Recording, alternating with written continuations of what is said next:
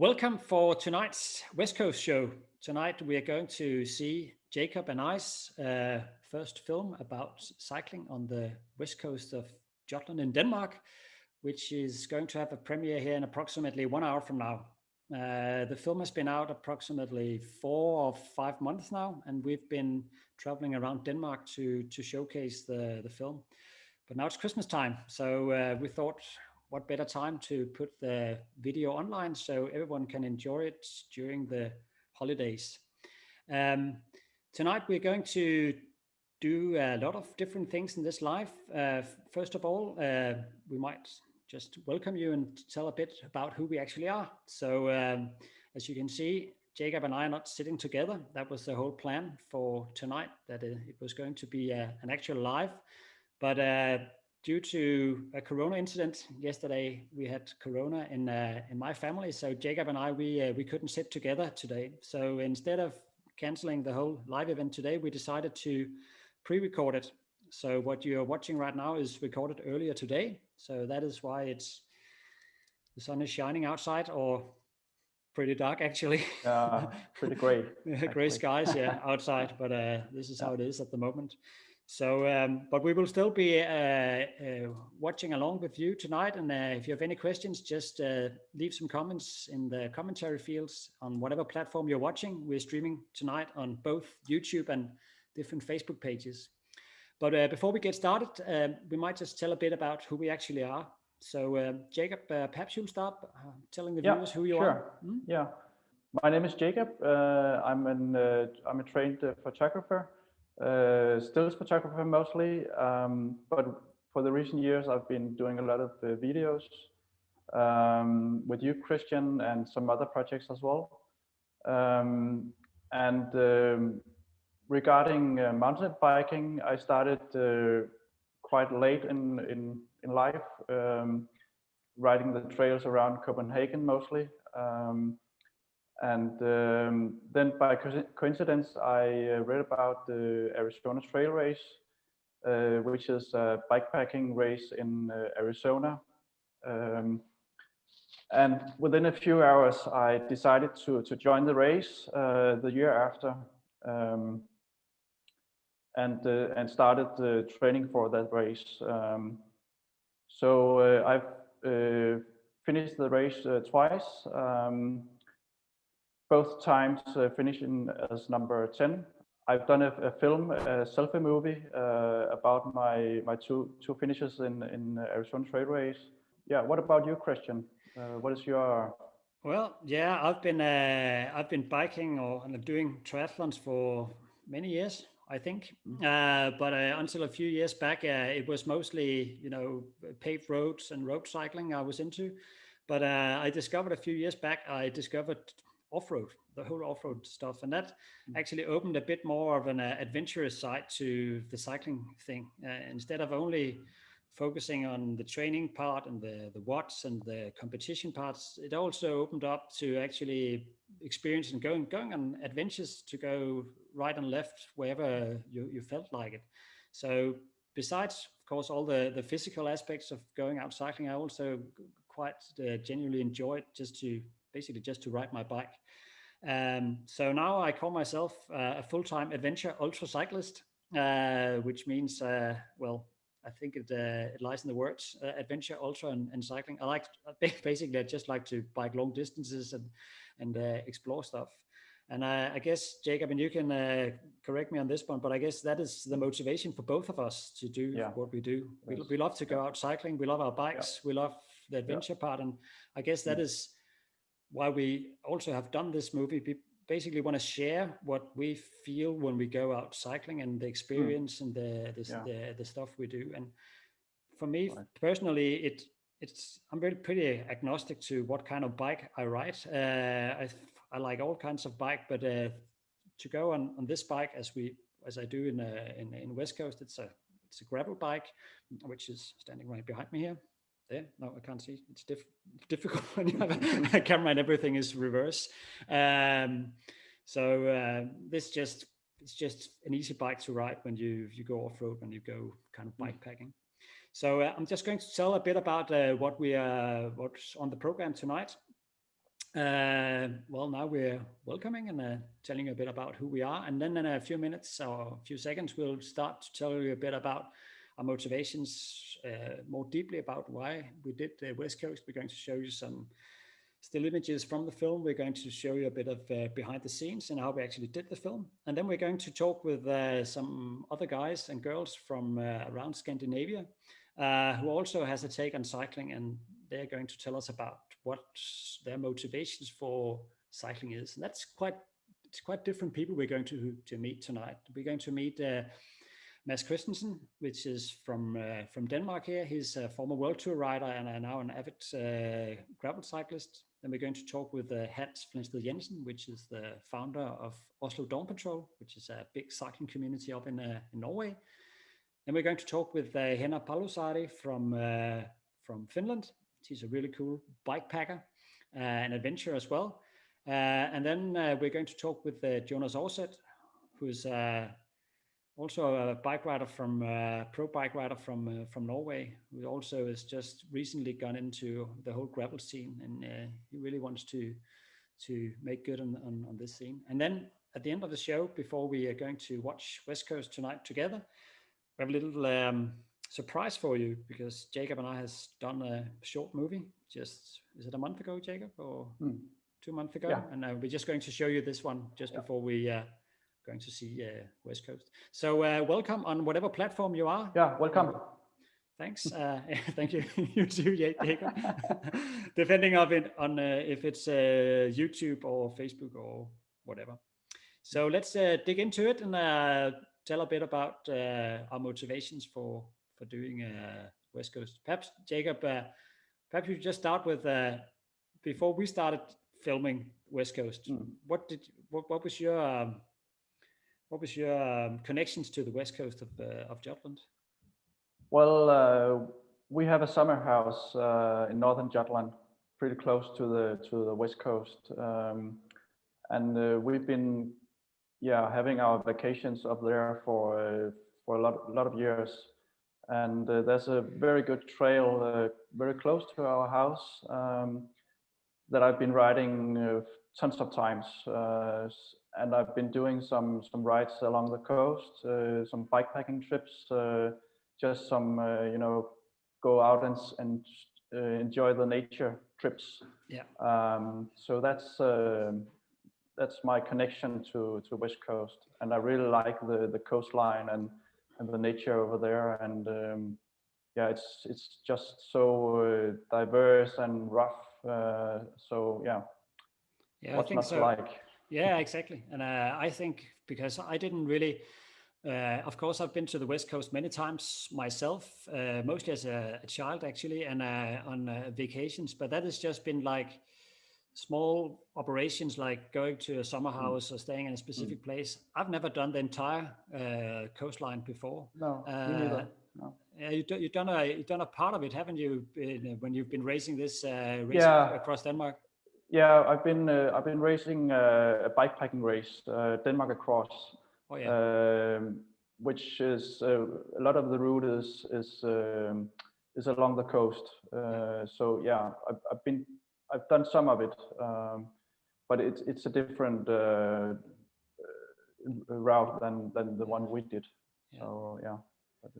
And I think one of the highlights of doing West Coast is it's so diverse from the south to the north. It changes all the time, and it's huge fjords. It's wind. It's a bit rough actually, because it's close to the North Sea, and you have the wind coming in all the time, and the landscape is shaped by the sea and the wind. And I really like this part of Denmark.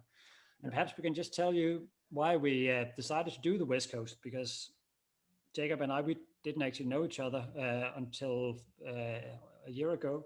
And I just started out my full-time adventure ultra cyclist career, and I really wanted to find some playmates to do some films and stories about cycling. And we had Jakob and I have a mutual friend that just pointed me in Jacob's direction, and we talked together, and I think pretty quickly found out that we were going to do some stuff together. And we decided that we were going to do a short film just to get started, just see where it led. And we've started to discuss where to go in the world, but then Corona came. So I think we found out that we didn't know how long time the coronavirus was going to exist. So we thought, well, we'll do something in Denmark, and what better place to do it, to do a story along the West Coast, both because of the scenery and also because of the storytelling that you could do along the coast. So we ventured out. The film is recorded here in 2020. Recorded it over 3 days in May, and the whole storyline of the film, as you're going to see, is the whole story is it's me biking from the German Danish border up to Skagen in 3 days. And along the way, I meet with 6 other riders, who lives on the West Coast or near the West Coast, or have some kind of connection to the West Coast. And I meet with them, and we talk about the scenery and the landscape, and they show me some trails and tracks, which, well, you can't really Google them. Some parts of it, you really have to be local to know. So it's a huge experience, both to see the landscape like in one full go, and then at the same time also to meet local people that had good stories to tell about the different parts of the West Coast.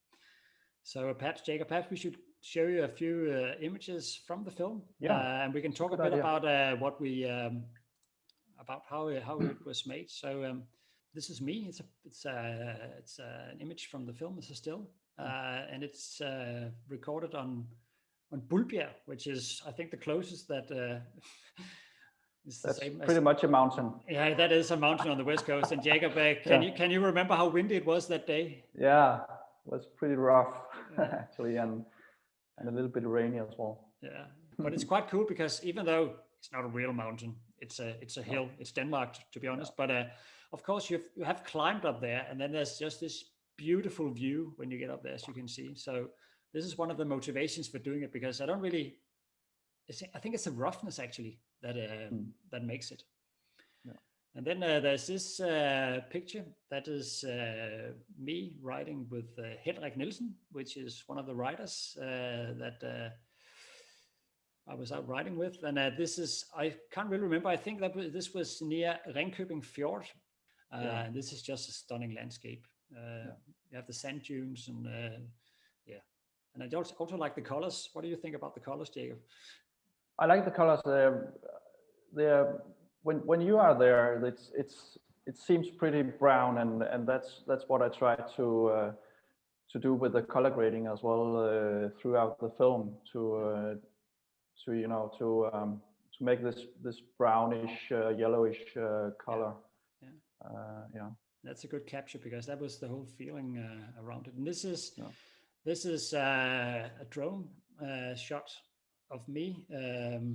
I think this is in Tversted plantation. Yeah, very close to Tversted. Yeah, it's up north, and we've just got these long straight roads in the plantations, and you don't meet anyone.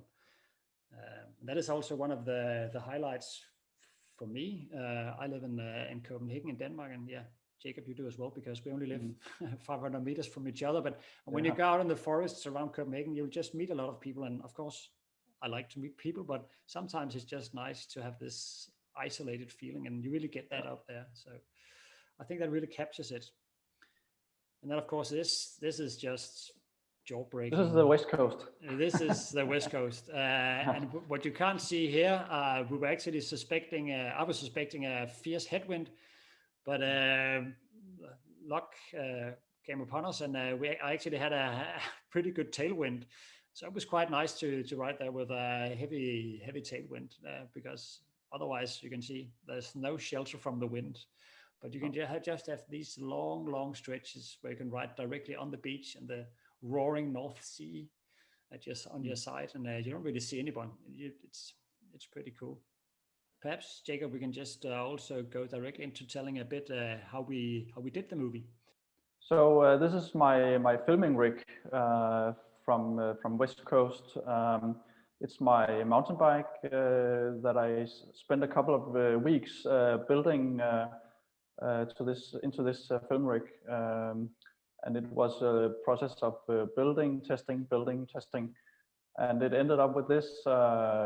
It's got a camera on the rear, on a stabilizer, and on the handlebar I have a screen, so I can see what is recorded on the camera. Yeah, so it's not your lunchbox in the front, right? No, actually it's a second camera in a box as well, on the handlebar. And yeah, this is the rig I used for the recordings. And on the rear I also have 2 micro ports, so I can record the voices of the riders riding behind me. Perhaps when you see the film, you will notice that there are places in the film where we ride pretty slow, and that is because, Jakob, you are riding in front of us on this bike, as you can see here on the next image. This is me and Per Hansen on the southern part of the trip where we're about to start, and you're riding in front of us. And your bike, how much was it weighed, Jakob? It was 33 kilos, so pretty heavy. But that wasn't actually the problem. The problem was to keep my eye on the screen, on the handlebar, and ride as well. So that was the hard part. And this photo, Jay, can you remember when this was taken? Yeah, it was during your ride on the coast, on the beach actually, and we were doing some drone shots on the beach. Yeah, it was quite fun to do those images. Yeah, it was quite. I can just tell you there was quite a lot of adrenaline involved in it, because I had a tailwind, and of course I don't know if you viewers, if any of you have ever tried to ride directly on sand, but it's not as easy as it might look. It's not very stable, your bike, and I was having a fierce tailwind, which is nice, and I had this big car riding just in front of me, where Jakob, some parts of the filming, he was sitting on the roof of the car, and I couldn't see a thing, and I think I was above 50 kilometers per hour, or just below 50 kilometers per hour at points, and I could barely see like 1 meter in front of me. So it was pretty intense, but fun, of course. This was a few words on behind how we made the West Coast movie, and as you know, we were riding with 6 other riders along the coastline, which all contributed to the ride. But now I think we should talk to someone else who's not from Denmark. Well, to be honest, he is actually from Denmark, but he's living in Norway. Yeah, he's a Dane abroad. We're going to talk with Hans Flensted-Jensen, and he lives in Norway, where he started Oslo Dawn Patrol, which is a big bike community up there. And as anywhere else, gravel cycling is also starting to kick in Norway. So we talked with Hans this Wednesday, and let's see what he has to tell us about his take on cycling.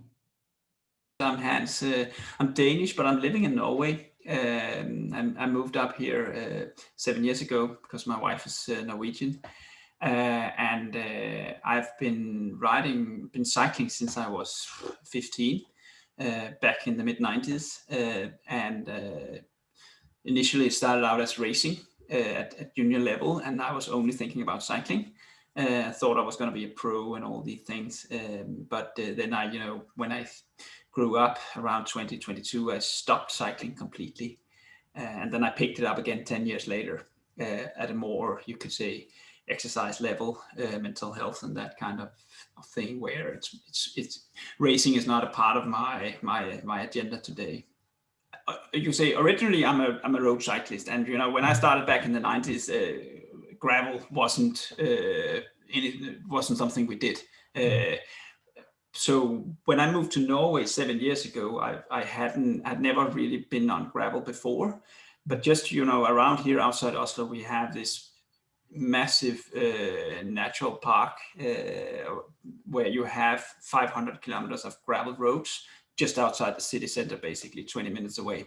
So there's a lot of opportunities for gravel riding there, and I especially in the fall and winter, I enjoy gravel. And winter, when it's snow, it's snow riding.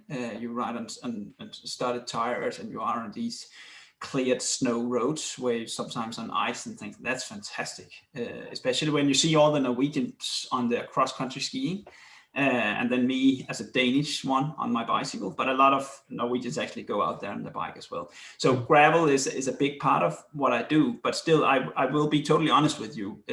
Road is where I'm best and what I probably enjoy the most. But then again, when I'm out there in the woods alone, that's the great thing about gravel. There's no traffic. You don't see any cars, and you're so much out in the middle of nowhere. And that is that's a very special, unique feeling. You really feel that you are alone sometimes. A couple of years ago, I started something I call Oslo Dawn Patrol, which was basically a little bit of a coincidence, because I've always been a morning person, and when you have a full day work, family and things like that, getting up early and doing a couple of hours of training gives you time in the afternoon and evening for other things. So I have often actually got up at 5 o'clock, went out riding myself, doing some intervals and things like that. And then most of the time I've been doing that alone. I think in the Nordics we spend too little time in the office. We leave the office, we have too much spare time, so people don't need that, getting up early. You see it a lot more in the US and Australia and England and all these places where you have a much longer day at work. But then a couple of years ago, a few friends of me started joining, and then I just, by coincidence, called it Oslo Dawn Patrol. And that was a bit of a catchy name that looked good at Strava on the heading, and it looked good on Facebook and Instagram and all that. So people started picking it up, and then quickly it developed into I had a set agenda and framework for it. Same time, same route, everything's the same. So we do it every Tuesday and Thursday now at 5:40 in the morning.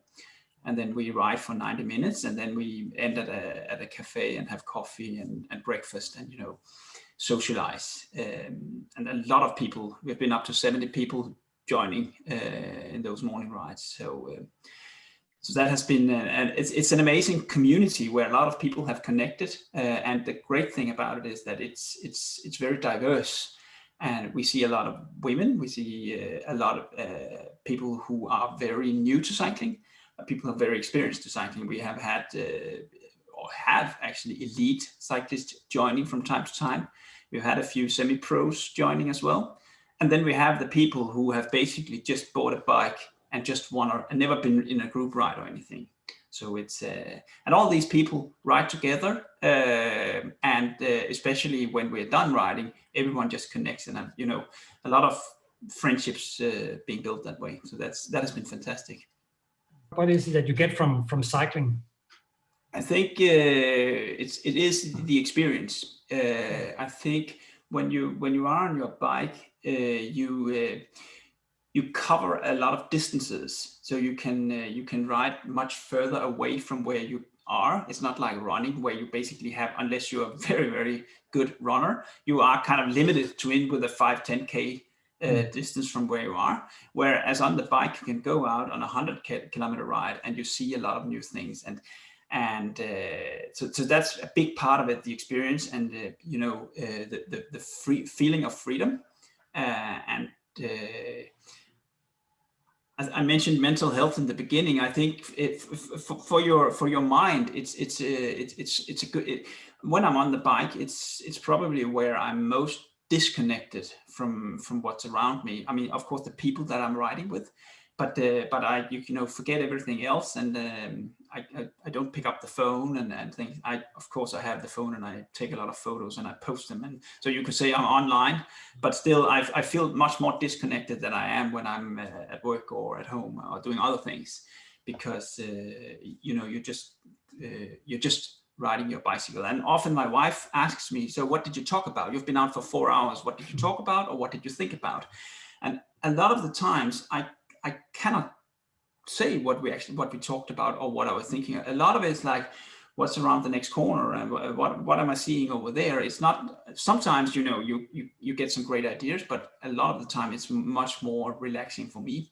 It's not where I'm not making up something for a Nobel Peace Prize or anything like that when I'm out riding, that's for sure. So for me, it's much more,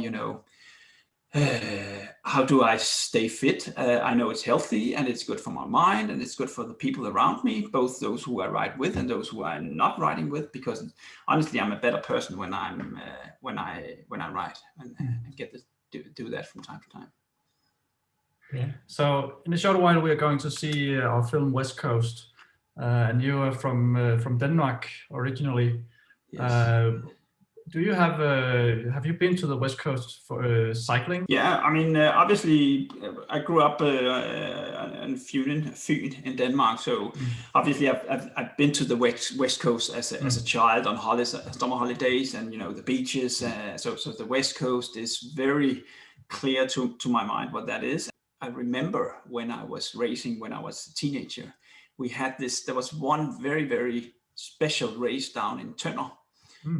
Where we had a part of the route was on the, what's it called, where you are basically on the coastline and you have the wind coming in from the left hand side. Yeah, on the dike, maybe. Exactly, the dike, yeah. Or I think actually it's called levees, maybe, I don't know. But out there on the coastline, and I just recall these where you had these strong winds that you can only find in Denmark, and then you are a big group. That's where you basically either lost or won the race, because then you're on the line, and if you cannot get on a wheel there, and you basically you're out.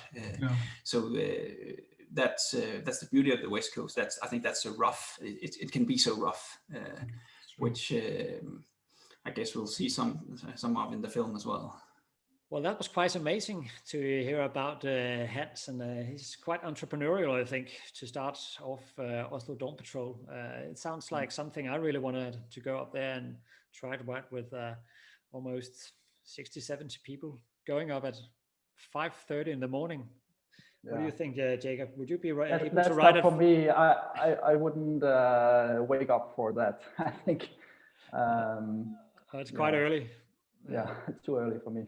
Yeah, and also quite dark. I've seen a lot of, because he also curates a rather light Instagram account where he usually takes a lot of photos from the Oslo Dawn Patrol rides. And I can see, of course, the weather is like in Denmark, just a tad colder and more dark, and also sometimes a bit rainy, I think. So I think they're quite brave to be out there at 5:30 in the morning in pouring rain and darkness. There's some pretty badasses up there in Norway. Yeah. But let's hear from another badass, which is Mads Christensen from Vejle, and he's a former World Tour rider, and he also is in charge. So he actually started one of the big gravel communities here in Denmark on Facebook. He is the admin behind the Gravel Cycling Denmark Facebook account as well, and he has just recently moved into the whole gravel cycling scene. So we had a talk with him also this Wednesday. So let's hear what he has to say. My name is Mads Christensen, and I'm obviously from Denmark, and I've been riding my bike for many years, from a small kid to all the way to the World Tour. And I still enjoy riding my bike a lot.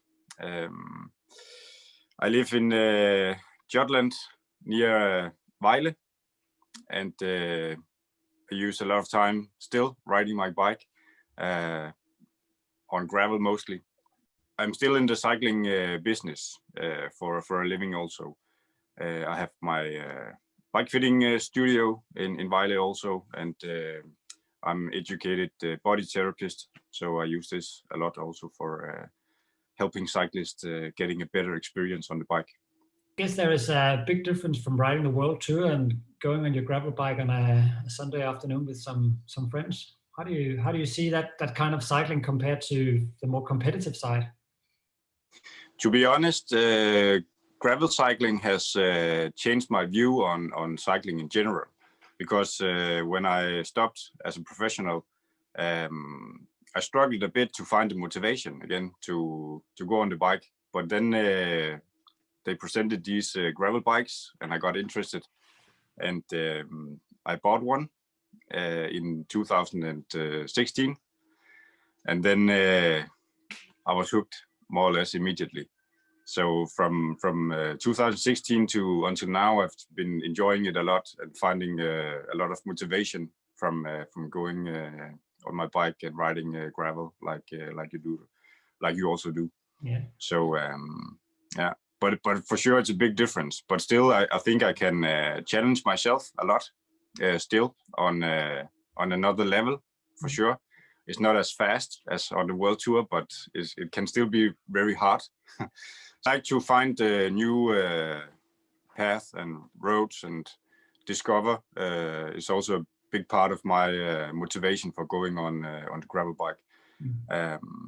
But also still a little bit competitive still. I also like to go as fast as I can because I like the feeling of still being a bike rider, but not a professional bike rider, but still the feeling of how when you use your body to go full gas and stay in shape and all that, but also to enjoy the view and to go on the smaller roads where you don't have the cars and the stress and all that.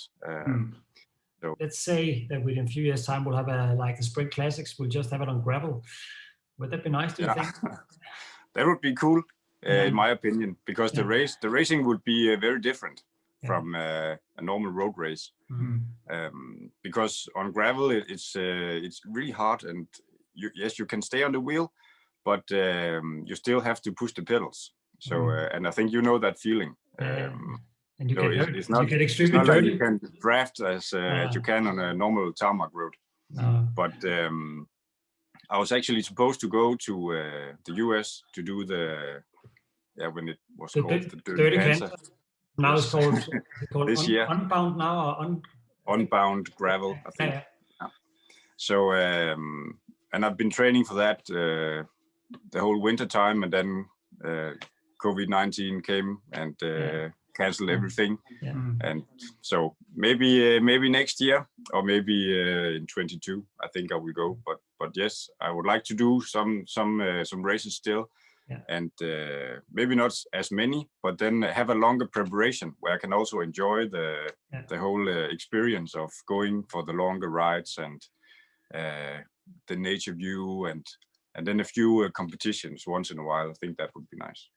Now we're soon going to see the West Coast here on YouTube for the first time, and we did the tour in May this year, which is 2020, and I was quite amazed by. I've been to the West Coast many times just as a tourist and visiting and walking, but I've never biked the entire West Coast before, and I was quite amazed by how different the nature was in the southern part of Jutland to the northern part. Have you ever been riding on the West Coast on your bike? Yeah, a little bit, actually this summer, but not on the gravel, only on the roads. Okay. So so it's not quite the same as you did, but I would like to do it one day, like you did, maybe 2 or 3 days, kind of bikepacking and enjoying the view, and also, like you said, it changed a lot by the nature and the sea. So I think it would be a nice experience to do that. Well, that was quite an interesting story there from Mads, that he has actually regained his interest and his love of cycling when going off-road, coming from a pretty competitive world tour career, and Now, well, he still wants to push the pedals, of course. What do you think about the whole competition side of it, Jakob? Is that something for you? No, I'm not very competitive, actually. I just like to enjoy the nature when I'm riding. I'm not into competition, actually. So, but you've done quite good sometimes, also in the race across Denmark. Yeah, you won it. I did, but that's something that's different. You know, it's a side effect. Yeah, it is. That's just part of doing a ride like that the best you can. Let's talk with another who's rather competitive. We're now going to have a chat with Jonas Orset from Norway, and he's also a pro rider, but has now also really gone into the gravel community, and perhaps I think you can hear himself talking about it in a few minutes, but I think he's both pretty competitive and also has got this pretty community feeling where it doesn't really matter who comes first. So let's go to Norway again. I started when I was 15 years old, just really fell in love with the freedom and the feeling of riding in general. I got so inspired by watching the TV and the Tour de France. And then it just kind of grew. I started going into a club, starting competing a bit. And I saw that, I had some kind of talent for this. So I really just enjoyed it. And then when I was like 22, I started traveling more with the team. I started building my network around the globe. And so, yes, that took me to a lot of strange places I've been racing in Russia, China, Colombia, South Africa, almost the whole Europe, America, United States of America. And I've been around. So it's been that amazing world of cycling. It's just incredible in my opinion. And now I'm also touching more into the gravel scene. So it's a growing gravel scene, and I'm just really looking forward to get to know it better for the upcoming years. But how would you describe your own passion for experiencing the world on your bike? What is it that you get from cycling? Besides, I know perhaps not so much the competitive side, but just to go out on your bike. Can you describe a bit about your passion for it? Yeah, definitely. I do think cycling is something special because it's kind of like it takes you to all these small places. It's an amazing adventure, really, just riding in new places. And it's also a great way to connect with people. You're part of a community when you're a cyclist, and people are also very welcoming, and you really, it's so easy to get in touch with people. But it's also a great way, I think, just, the reason I've been traveling the world is it's not only for competitive reasons. It's actually because I started to knowing people. Like I was racing in China, and I started to get to know these Colombians, and they invited me to go to Colombia. And I know it doesn't sound reasonable to go there, just, briefly knowing some Colombian and then invited to go. But I mean, we're kind of connected through cycling, so it felt right, and it's just opening doors all over, and it's just amazing to be part of that community. Perhaps you've not always done off-road, or what? Is it actually new to you to do off-road cycling, gravel, or have you always done it? It's quite new to me. I mean, winter cycling in Norway is it's snowy, and it's we always have to go on a little bit wider tires, so that definitely can take you to new roads and gravel roads as well. So it's not completely new to me to ride on gravel, but to be part of the gravel community, which is more inclusive, more community oriented, that is new to me. But I started getting to know this feeling when I was in the States last spring, and just started feeling like, I want to start racing gravel. And this year I was planning to do more gravel.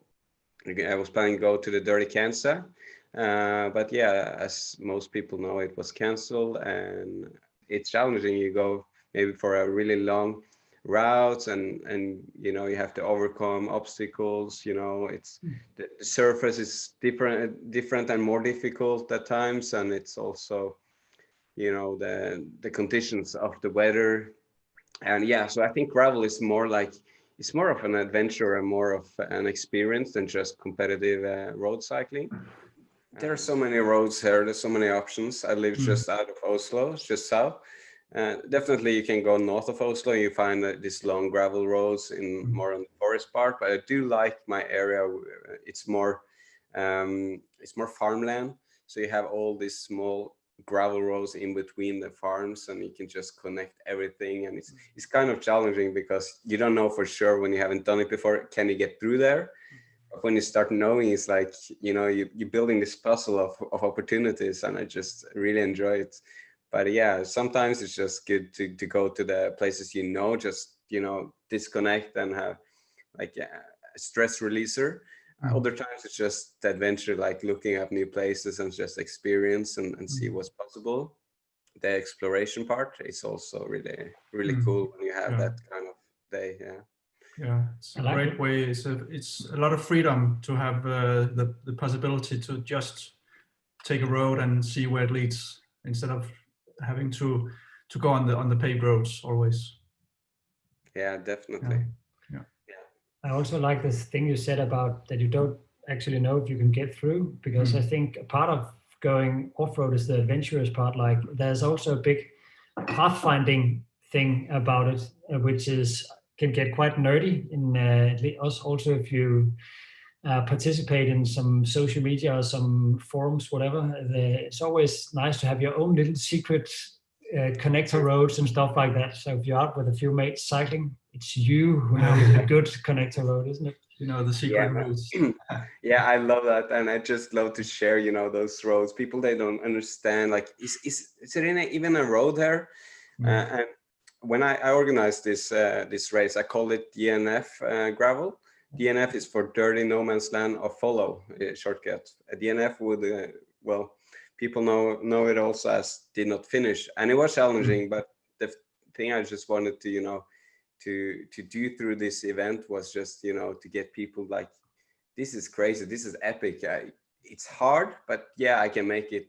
And one of the most epic parts, I think, was this road. It was actually starting on the top of a small climb. You had to actually carry your bike up, like proper climbing for maybe 20 meters almost in vertical ascent, and people, they were helping each other. So you had also the community part. One guy gave the bike to the next one, and it was like working as a chain, and it was amazing to see. And on the top we had this red sofa and a red couch, and we had a photographer on the other side of the road. So it's just amazing. And I do like what you say also, Christian, about looking like on maps and just finding those new roads is so exciting. And as you see, I'm maybe like a little bit map geek. I have a big world map on my wall here, and it just that's one of the thing I like the most, is just looking up on this map, the local maps, and just discovering all the new opportunities and where you can go, and then try them out as well. Definitely. And that leads me to asking you about the film we're going to see shortly. It is the film we've done is about the west coast of Jutland, which is, I think, the longest piece of coastline we have in Denmark, depending on how you measure it, of course. But have you ever been there, Jonas? Have you been to the west coast of Jutland? Not really. I've been in the area doing some UCI races, Skiløpet and Himmeland Rundt. But yeah, I haven't been much on the coastline. So, but I saw the what do you call the trailer, and it looks amazing, and I can't wait to see more of it. And then hopefully next year maybe I can even go there riding. That would be really cool. Well, that was nice to hear from Jonas. It's also nice to hear that I think, I don't know what you think, Jakob, but I think some of the stuff that both Hans and Mads and Jonas are talking about, I think it's still some of the same things that we think about when we're out cycling, like the love of nature, and basically it's just it's sometimes just a pause from everyday life to go out there and on your own. But now we're going to go to another country in Scandinavia where I personally never have been cycling. We're going to Finland, and actually we're going to north of the Arctic Circle. Now, we're going to talk with Henna Palosaari, which is a cool girl from way up north, and she just recently went into, well, I can rather say some extreme long bikepacking trips. So let's hear what she has to say when we talk with her this Wednesday. Thanks for inviting me. So my name is Henna. I'm from, or Henna, if you want to be really Finnish with it. I'm from Finland, as you already said, and at the moment I'm in the Lapland. So I have been here the past summer, and who I am, I would describe myself as a kind of a outdoor addict in a way, and adventure junkie as well could work. So I'm kind of rookie to biking, so that's my latest passion, and we will probably talk more about that. But I have done a lot of adventuring, mainly abroad, in fact, the last couple of years, but now because of the COVID, I have been here in Finland for the summer, and in fact that's the time when I also got into biking and been doing bikepacking. And besides that, I work as a active trip leader, so I do cycling trips and kind of a lot of things related to traveling, and especially like active traveling. I bikepack around Finland. I called it Tour de Finn. Yeah. I got the idea. I was first thinking, yeah, maybe I should just cycle across. But then I was like, that's only like 1,500 Ks. And I was like, that's not enough. That's only like 2 weeks on the road. And I wanted to be longer on the road. So then I was like, and also when Finland is so wide, so I was like, I would miss out so much. So I want to go around. So then I was like, yeah, let's just make a full loop out of it. And before the trip, I had biked maybe 400 kilometers. So I bought my first gravel bike before the trip, and I was like, yeah, 1,500 is not enough. I want to bike more, even though I had only once biked over 100 Ks a day. And now my average was probably, because I was on the road for 41 days, and I biked on average like 120 Ks almost a day. And I had never biked over 100 Ks before. So it was quite a jump into the deep end of bike packing, I would say. But yeah, I just got the idea because I wanted to do a longer trip. And I think biking was the best one because you can see so much in such a short time. And that what excited me, and was the idea to just see my own country kind of with the new eyes. And I think before the trip, I thought already that it's a good idea. And after the trip, I'm more than convinced that probably like bikepacking is the best way to just explore any country. You see so much, and like you see so much more than you would see with a car, for example. Could you elaborate a bit about what you feel like when you're out there on the road? It's kind of the freedom. Like everyone talks about the freedom with the biking. It's kind of a cliche almost, but it is so true. What I love about it is like you're not tied to any schedules. Like obviously you have a time frame for your trip that like tells you how much you can do and how far you can go, but just the freedom of like schedules, like bus schedules or train schedules, like you can bike as much as you want in a day. You choose, like especially with bikepacking, when you're carrying a tent with you, so you just choose where you sleep, when you sleep. And that was probably one of the best parts of the trip, that you get to sleep. Like it's exhausting at the same time to try to find a cool spot to sleep at, because I always wanted to sleep in a nice spot next to a lake or something like that. Like, but at the same time, when you find this epic spot, you're like, oh my god, it's amazing. One time I had my own island in a river, and I'm like, this is so cool. Like, even though you're so excited from the biking, you're like, oh my god, I gotta carry my bike to get to that tiny island just for the sake of doing it. And it's just like, it's all these, like, it makes it like an adventure. Like whatever comes there, it just like builds up, and it's a adventure, and that you decide fully. It's like, it depends how you react to things. Like everything, obviously a lot of things go wrong, as you guys might have noticed. Like, things might not go quite as planned, but this is like part of the adventure. So it's like you plan tiny bit ahead, of course, like where you go, but like you just have to be flexible, and it teaches you so much as well about life and about yourself when you're exhausted and crumpy and like hungry and like trying to set up a tent and all of that. But I just love it somehow, and Yeah, I think even compared to hiking, it's just still the freedom and also the speed. Like there's more variety when you're moving with the bike. So you have like crazy uphills and like it's even more physically hard than if you would be just walking. And then like the downhills, like, you know, and also the roads change so much. So that also affects like your biking. It's like, it doesn't like, there's obviously boring parts like when you just go on the road, but like you can change it up so much with your own choices. So it's basically all up to you where you decide to go. So that's just like the whole concept of bikepacking is just the freedom summed up into it, and I just love it. What goes through your mind when you're out cycling? I know what goes through my mind. Nothing much really, but what do you think about when you're out there alone for many, many hours? That's a good question. Yeah.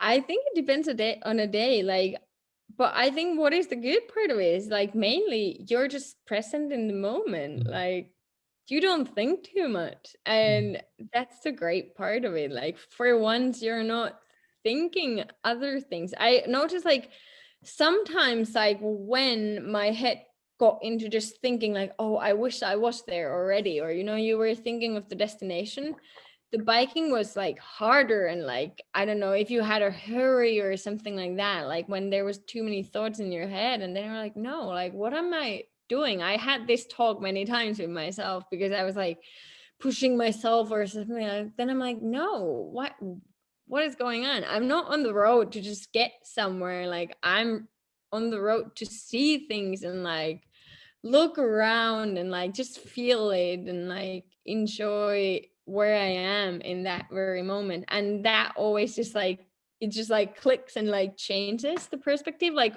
from tired, you all of a sudden like feel like, oh, this is awesome. And you just like start like focusing on each pedal stroke. And I think that's the best part of it. Well, that was a pretty energetic girl, Jakob. What do you think that never been when you've never been used to cycling and just suddenly embarking on a 4,000 kilometers solo? Yeah, that's trip? pretty crazy. Yeah. Yeah. Yeah. But I can relate to a lot of what she's talking about. Yeah. She's very fond of nature and for the long tours and long rides. So yeah, that's also what I like very much about riding. Yeah, me too. Well, and to round off this live show before the premiere of West Coast, we have a little surprise for you because Jakob and I, we were during Corona times. We of course really want to do some films, but of course it has been rather difficult to go out and do anything. But we went on a small, half bikepacking trip, just a 2-day trip where I think we rode around 150 kilometers each day, and we wanted to make I think it's a rather dark film actually. I think Leonard Cohen would be proud of us on Nick Cave because we wanted to emphasize some of how it is to ride in the dark and more, let's say, when it's raining, when it's not really, and what you think about. So we've made this little film, which is called The Silence Calls, and we're going to show it to you now. And this is also a premiere because basically it's only me and Jakob and perhaps some of our family members who have seen it until now. So we are quite interested to hear what you think about it. So let's see. And this is also for my part, it's kind of the cinematic expression that I want to that I would like to obtain in our future films, which is more probably dreamy than I'm used to do. So that's very exciting for me as well. Yeah, me too. It's a bit more not to perhaps put us on a high pedestal, but I think it's a more artistic approach to doing films like this. So without further ado, let's see it. Yeah.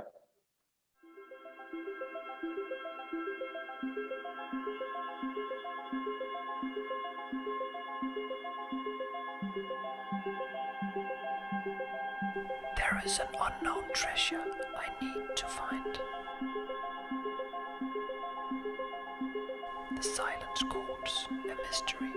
left behind.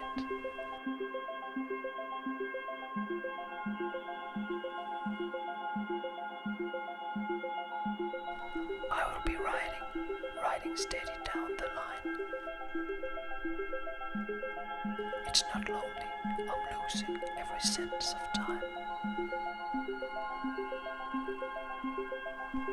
The roads are endless, I cherish the sounds. Easy, subtle and feverish, a distant roar from hounds.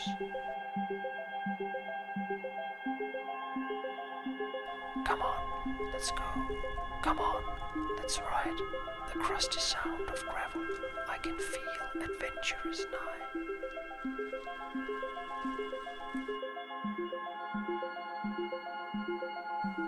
I sense a call of the wild as winds come sweeping.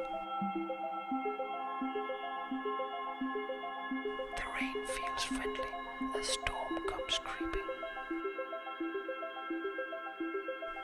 I see a shallow light hovering over the moss. Off the bike, off I go, a stream I need to cross.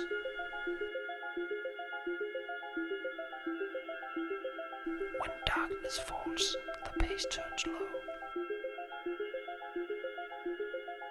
I surrender, awake and dreaming, on hidden trails I go.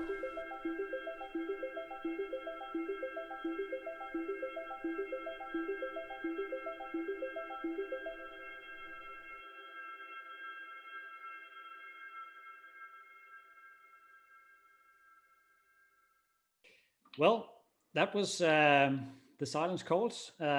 We hope you like it, and we'll publish it also on our YouTube channel soon. But now we're going to watch West Coast. And for you, those of you who watch this stream on Facebook, you're now going to head over to YouTube, where the actual premiere is going to take place. And for you, those of you who watch this on YouTube, you can just stay on the platform, but you're going to go to another URL. We've put the URL in the description here on YouTube. On Facebook, we've put it into the comments. And when we end this live feed, there will just be an end screen where you can see the YouTube URL you're going to go and visit. So perhaps you can just have a short necessity break or make a quick cup of coffee and then head over to watch West Coast on YouTube. And just so that you know it, it's a regular premiere, so you can't fast forward, scrub, or go backwards. So you have to be there on time. And Jakob and I will be present in the commentary fields. And if you have any questions or comments, whatever, put them up there, and we'll try to answer them as good as we can. And we're really excited to show you the film right now. Yeah. So was that it? Did you have anything else to put into the context, Jakob? I just want to also tell that I mentioned the film earlier that I did on my rides in Arizona, my selfie movie, and it's out on Vimeo, and I'll put a link in the description as well for the movie. So you can watch it later after you've watched West Coast. Yeah. You can head over to Vimeo and watch my film. Yeah. Perhaps we can also just put just a 15-second note on what we're going to do next year. Jakob, you're going to perhaps go on a long adventure race in the Silk Road Mountains, or how is it with that? Yeah, I hope so. I hope I join that race in August next year. So that's sounds pretty exciting. Looking forward to that. Yeah. I look forward to hear about it. And I personally, I would also like to do some longer races next year. I haven't really planned them yet, and hopefully Jakob and I are going to do a lot of films next year. Let's hope so. And also this week I'm going to put out a gravel festival here in Denmark. So it's called Backlands, and I hope you will come and visit that as well. But now go to West Coast, and you can find the link in the description here on YouTube. You can find the link in the commentary fields on Facebook. or in the end screen after this video. So see you soon, and yeah, Merry Christmas.